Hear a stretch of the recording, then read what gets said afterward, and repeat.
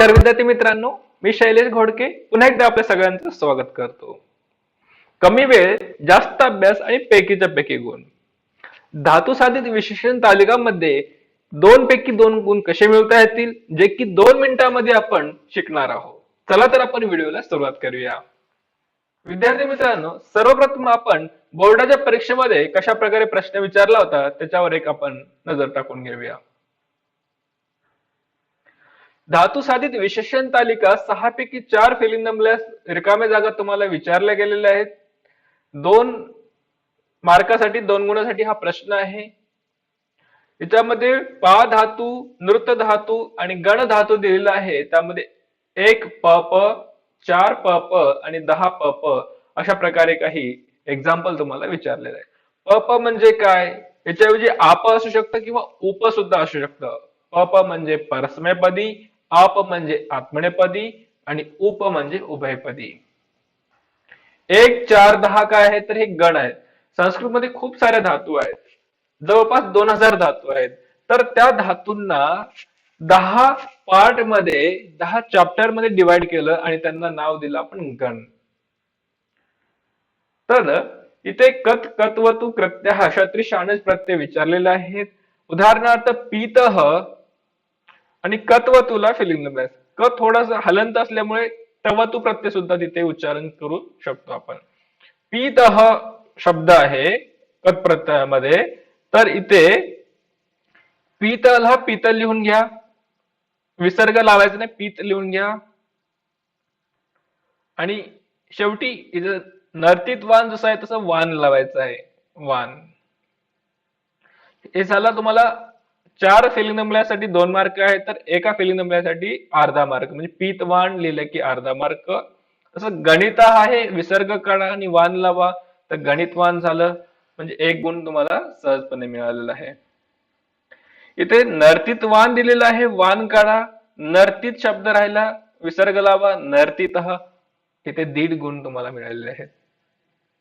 तर हे सहजपणे तुम्ही कत प्रत्यय, कत्वतु प्रत्यय सोडू शकता. याची डिटेल्स चर्चा आपण 78 पेज नंबर वर अगोदर शिकूया, त्यानंतर परत चर्चा जी करूया. तुमच्या बुक मध्ये 78 पेज नंबर जे आहे ते ओपन करावे, जेणेकरून आपल्याला त्यामध्ये अभ्यास करता येईल.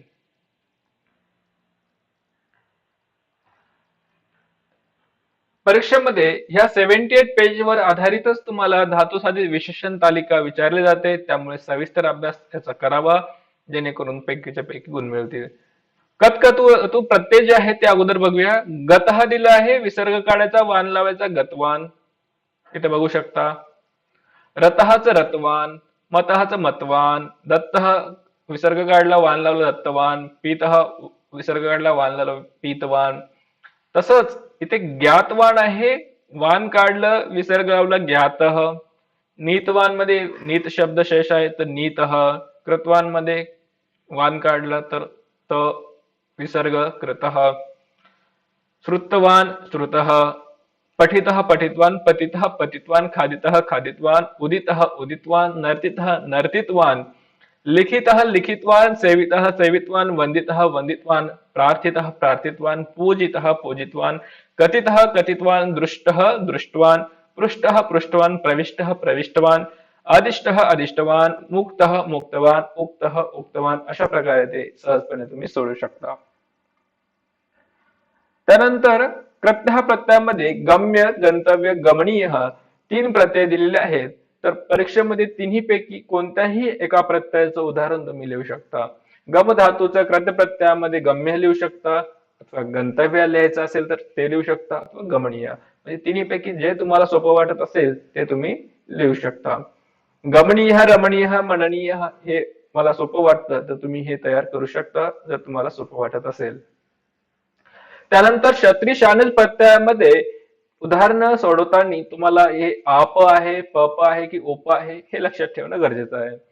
कारण की क्षत्री प्रत्ययाचे जे एक्झाम्पल आहे ते परस्मैपदी मध्ये चालतात.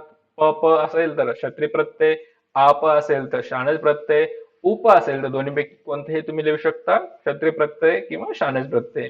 उदाहरणार्थ प म्हणजे परस्मैपदी गम धातूचं गच्छन न हलंत आहे.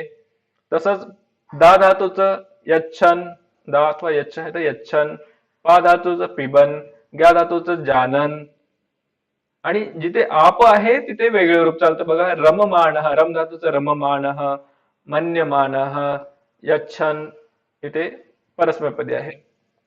उभयपदीमध्ये जानन क्षत्रिय प्रत्यय आहे, जानानः हे शानच प्रत्यय आहे. इथे नयन आणि नयमानः दोन्ही पण एक्झाम्पल आहेत.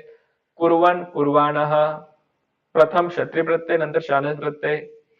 तर अशा प्रकारे जर तुम्ही हे चार्ट एकदा व्यवस्थित वाचला आणि त्यानंतर एक्झाम्पल सोडवले तर तुम्ही 2 पैकी 2 गुण सहज मिळवणार आहेत. याचा अभ्यास तुम्ही 97 पेज नंबर वर करू शकता. पीडीएफ 97 आहे आणि बुक मध्ये 88 पेज नंबर वर हे काही टेबल्स इथे दिलेले आहेत. धातू साधित विशेषण तालिका पूरक. उदाहरणार्थ कत्वतू प्रत्यय बघा, इथे पृष्ठवान आहे तर इथे विसर्ग लावायचा पृष्ठ, रतःचा रतवान. आणि काही ठिकाणी दोन्ही ठिकाणी जर फिल इन द ब्लँक्स असेल तर तुम्ही चार्ट वाचल्यानंतर तुम्हाला लक्षात आलं असेल. हे क्षत्रिय शानच प्रत्यय, कत्वतू प्रत्यय व्यवस्थितपणे तुम्ही सोडून बघा. जर काही डाऊट असेल तर तुम्ही नक्कीच कमेंट करून मला कळवू शकता. आणि याच्या व्यतिरिक्त कोणते टॉपिक तुम्हाला अवघड वाटत आहे ते निश्चित रूपाने तुम्ही मला कमेंट करून सांगावा. हा व्हिडिओ कसा वाटला ते सुद्धा तुम्ही कमेंट करून सांगावे. जर व्हिडिओ आवडला असेल तर गरजू विद्यार्थ्यांपर्यंत नक्कीच शेअर करावा. भेटूया आपण पुढील व्हिडिओमध्ये. तोपर्यंत धन्यवाद. पुनर्मिलामा. शुभ दिन.